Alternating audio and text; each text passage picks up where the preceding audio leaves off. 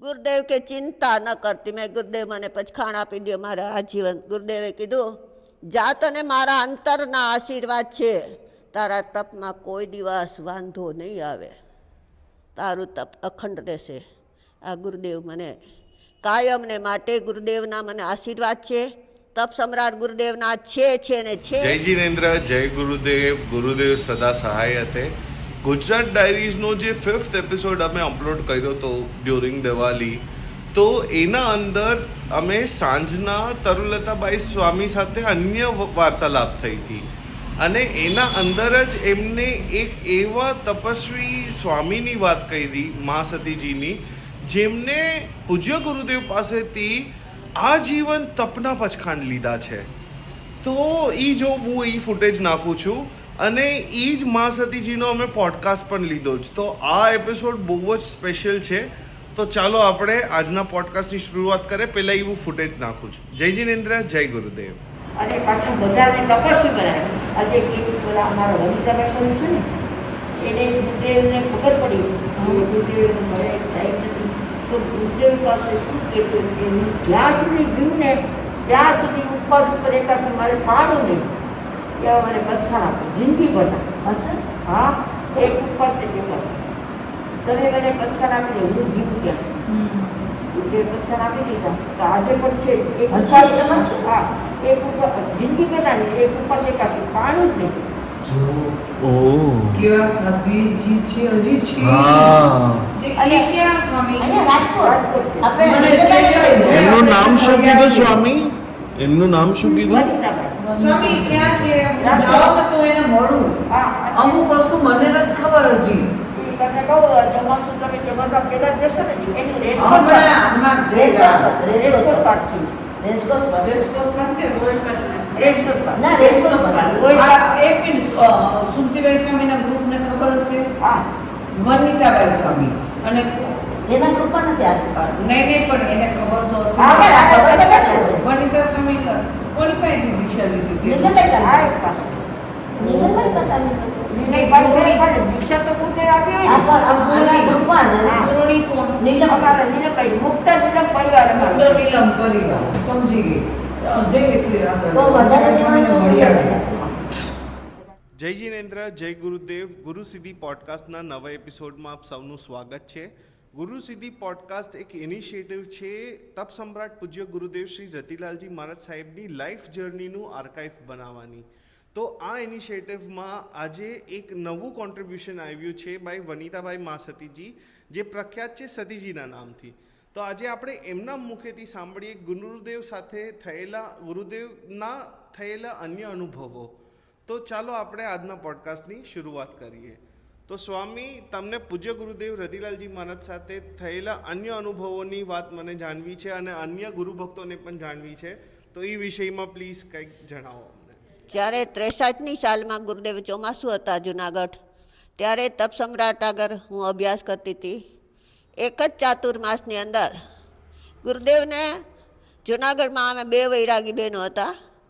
એક વિમળાબેન હતા અને એક મારું નામ ઉર્ફે પ્રેમિલા હતું.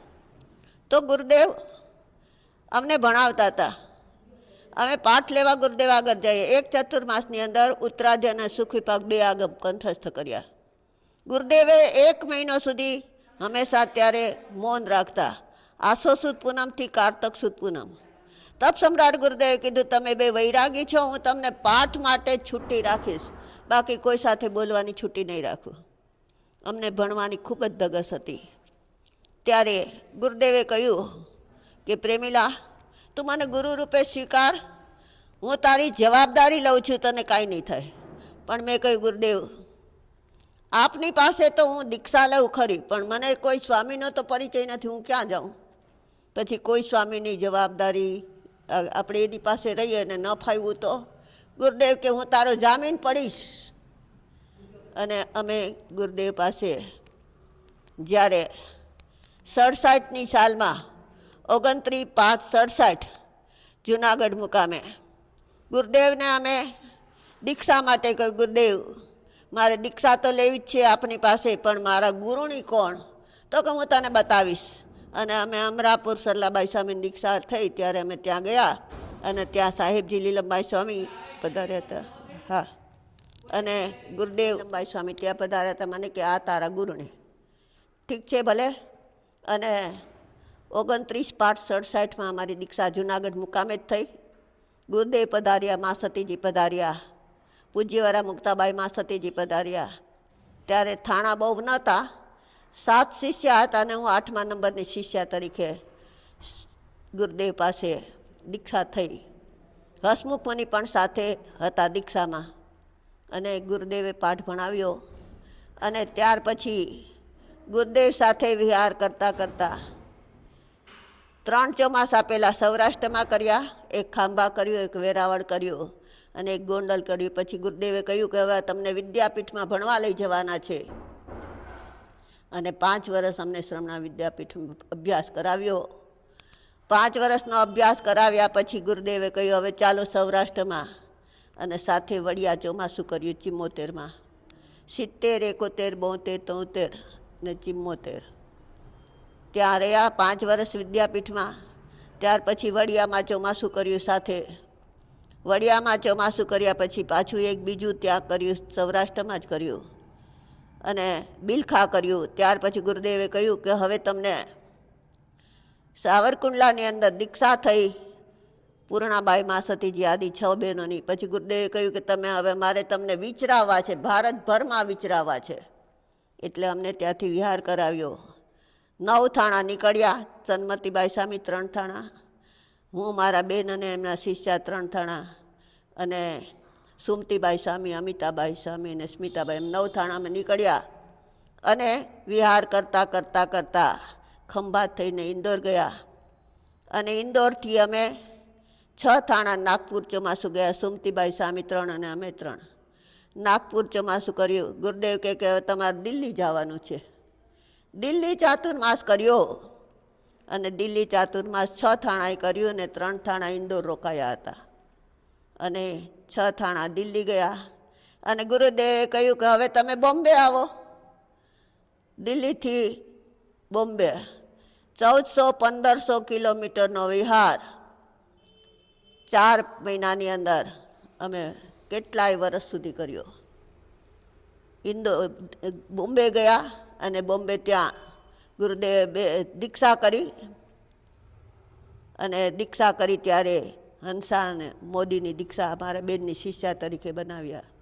આ રીતે અમે દિલ્હીમાં, મુંબઈમાં 80ની સાલમાં ચાતુર્માસ કર્યું કાંદીવલી. ગુરુદેવ કે હવે કલકત્તા ચલો. તો અમે 4 થાણા કલકત્તા નહીં જતા, ગોંદિયા રોકાઈ ગયા. ગોંદિયા એટલે એક મહારાષ્ટ્રનું ગામ હતું. ત્યાં ચાતુર્માસ કર્યું. પછી ગુરુદેવ કે હવે તમારા માવતરના ગામમાં પધારો. એટલે ગુરુદેવે નિર્ણય કર્યો હતો કે જે માતા પિતાએ અમને 2 દીકરી, 3 દીકરી, 4 દીકરીઓ આપી છે એના માવતરને લાભ આપવો જોઈએ. મારા સંસારી માવિત્રો બિહારમાં રહે છે, ઝારખંડ જિલ્લામાં, ચાસ બોકારો. તો ત્યાં ચાતુર્માસ માટે જઈ રહ્યા હતા. વિહાર કરતાં કરતાં ગુરુદેવ અમે જ્યારે બોમ્બે જતા, દિલ્હી જતા હતા, ચાસ બોકારો જતા ત્યારે રસ્તામાં એક જગ્યાએ અમારું આંબેલની ઓળી ત્યાં હતી રાવળ કિલ્લા. અને ગુરુદેવ અમને એનાથી 100 કિલોમીટર દૂર હતા ત્યારે ગુરુદેવ અમને મળ્યા. ગુરુદેવ કે તમે દર્શન દઈ દઉં છું અને તમે રાવળ કિલ્લા જાઓ. ત્યારે ગુરુદેવે માત્ર 1 દિવસની અંદર 50 કિલોમીટર વિહાર કરી અને અમને દર્શન દીધા. અને ત્યાર પછી અમે રાવળ કિલ્લા આંબેલની ઓળી કરી. આંબેલની ઓળી કરીને અમે વિહાર કરીને ચાસ બોકારો જઈ રહ્યા હતા. એમાં કતરાસગઢ પહોંચ્યા. ગિરીશ મુનિ મહારાજ સાહેબ ત્યાં બિરાજતા હતા, અને જયંતિલાલજી મહારાજ સાહેબ પેટરબાર બિરાજી રહ્યા હતા.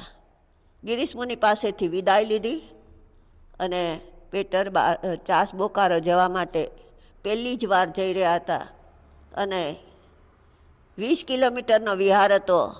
ત્યાંથી પછી 10 કિલોમીટર ચાસ આવતું હતું. 19 કિલોમીટર ચલાઈ ગયો, અને મારા સંસારી બેન સ્વામી જે દીક્ષિત થયેલા હતા, જેનું નામ સુદર્શનાબાઈ મા સતીજી હતું, એમની દીક્ષા 71ની સાલમાં ઘાટકોપર મુકામે થયેલી હતી. તો આ રીતે અમે જઈ રહ્યા હતા અને એક્સિડન્ટ મારા બેન સ્વામી અને એમના શિષ્યનું એક્સિડન્ટ થયું. ઓન ધ સ્પોટ ત્યાં ને ત્યાં એ કાળ ધર્મ પામ્યા. ગુરુદેવે કહ્યું, હવે શું કરવાનું છે?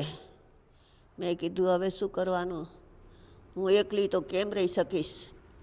ત્યાં ગુરુદેવે અમને પૂર્વ ભારતમાં 2 ચાતુર્માસની આજ્ઞા આપેલી હતી. એટલે એ ક્યાં કર્યું, ચાસ બોકારો રડતા રડતા, કારણ કે હું એકલી થઈ ગયેલી હતી. અને ગિરીશ મુનિ ધનબાદ ચોમાસું નક્કી કરેલું હતું, પણ એક્સિડન્ટ થવાને કારણે ગુરુદેવ ચાસ બોકારો પધારી ગયા. અને હું નીચે ચાતુર્માસમાં એકલી રહી, રડતા રડતા ચોમાસું પૂરું કર્યું. અને ગિરીશ મુનિ મહારાજ સાહેબ એમનું ધનબાદ ચોમાસું કેન્સલ કરીને ચાસ પધાર્યા. જયંતિલાલજી મહારાજ સાહેબે અમને ખૂબ આશ્વાસન આપ્યું. ખૂબ 2 વર્ષ તેમ ત્યાં બિહારમાં રહીને ખૂબ મને એમને સંભાળ લીધી. અને 2 વર્ષ પછી કાનપુર ચોમાસું થઈને ઇન્દોર આવી. ઇન્દોર ચાતુર્માસ કર્યું અને ત્યાર પછી સૌરાષ્ટ્રમાં આવી. ગુરુદેવે મને ખૂબ ખૂબ ખૂબ સાચવી છે.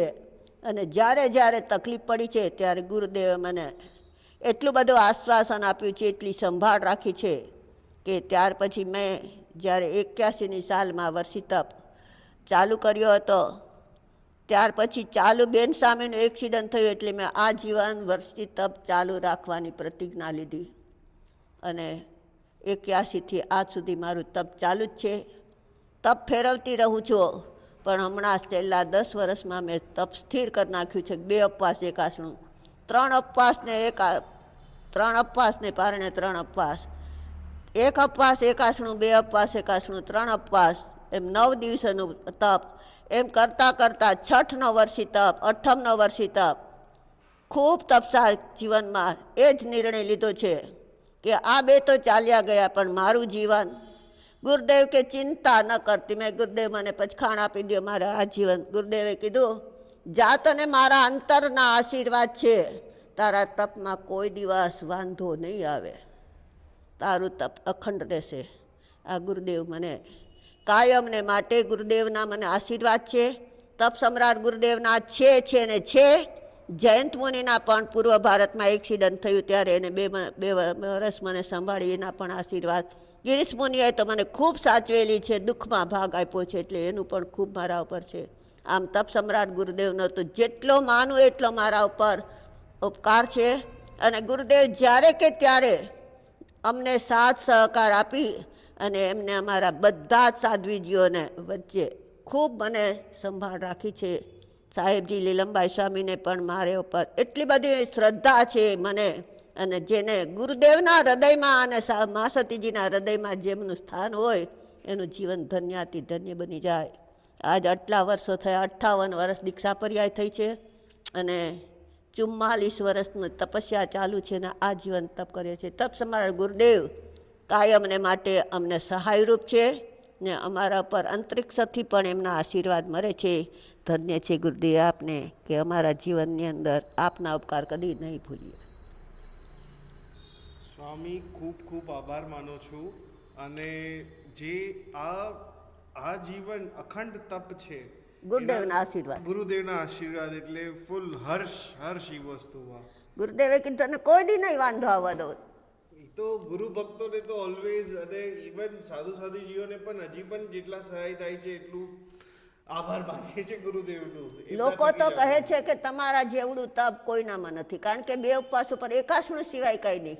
મહિનામાં 20 ઉપવાસ આવે અને 10 ટાઈમ ખાઉં છું, 1 જ ટાઈમ.